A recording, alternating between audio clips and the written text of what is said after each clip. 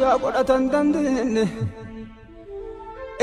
أما أزتهم واني زين بين دير على دبقون تامكو يتنجن كركنا لما قران دندن أمانا اسم برجن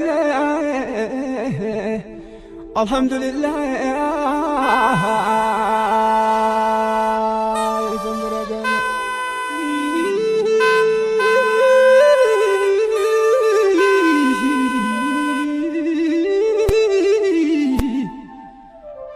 وغني نفل يانا سنتو وغني الله مرام فيو ولا زمان دنيو لينو بين ويدني انجا قرة تندن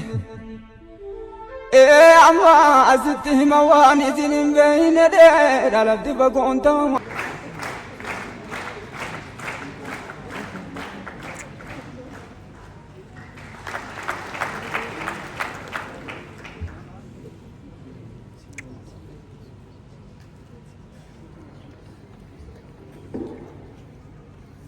Jelas, tuas, artisas, tugas, sobas, beekas, wallaalaas, guyyaa, ceen, dhiira akka isaatiin osoo hin taane yartuu fi gantuu bakka biraatti ajjeesanii konkolaataa keessatti ajjeefame jedhanii karaa mucayyoo ergamtuu isaanii diraamaan irratti hojjetan hunda akka namaatti osoo hin taane akka arjummaa isaatti baannee jiraannu kan godhee uumaan uumamaa dhugaa hin dabsinee waaqayyoo haadha isaa wajjin haa galatamu jedha.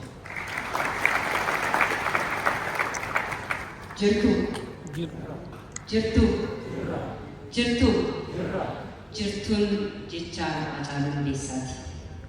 Abbootiin amantaa keessummoon asitti argamtan yaadannoo Hacee bakka adda addaatti kabajaa jirtan kaadhimamtoonni fi injifattoonni badhaasa Hacaaluu Hundeessaa marsaa shanaffaa hiriyoonni Hacee biyya keessaa fi biyya alaa uummanni addunyaa irra jirtan maatiin qeerroo fi qarree Hacee waliin ajjeefaman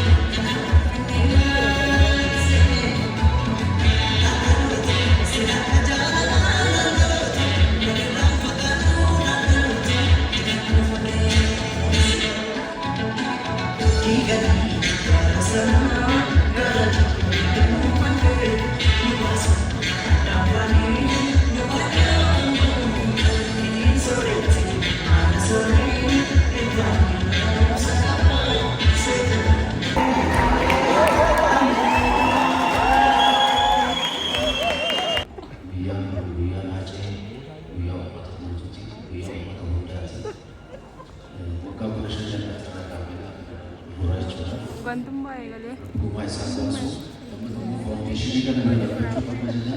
Qaamni ofii walii wajjin baay'ee walii wajjin miidhamatti hundi galatoomuu ulfaadhaa isin jedha isinillee naaf jiraata. Isin lamaanuu asitti Gurguddoo ulfaata bakka gammadee koo keenya congratulations.